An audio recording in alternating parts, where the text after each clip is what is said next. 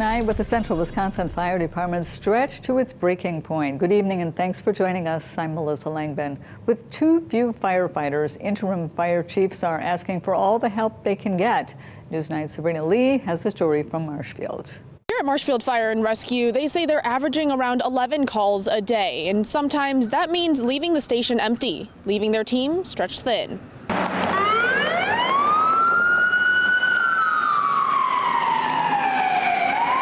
We need more staff. Everyone could be out on call, and that's a fairly common occurrence. Marshfield Fire Rescue has been down 3 firefighter paramedics since 2021. It's an issue the city had planned to address in 2024's budget, but ultimately had to be cut. It's really hard, to find out a week before you're supposed to approve the budget, to find out that you have to cut $340,000. That led to the city council voting to hire 1 new firefighter paramedic in the second quarter, with the option to hire more should it become feasible.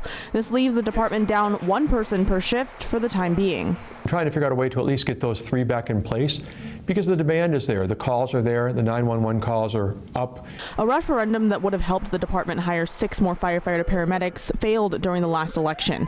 Now they have to make do with what they have, and with the station empty more often than they'd like, they've had to call in off-duty personnel on occasion. We are supplementing that right now with overtime, so we are getting by. But it can only go so far. At some point, it's going to be difficult for us to continue on this plan. Especially difficult with multiple calls at once, and they're encouraging people to call dispatch with their problems, not the station, because there may not be anyone to pick up the phone. So that's why it's really important for people, if they have an emergency, not to call the fire station, to call 911, or to call the non-emergent number for dispatch in wherever you're located.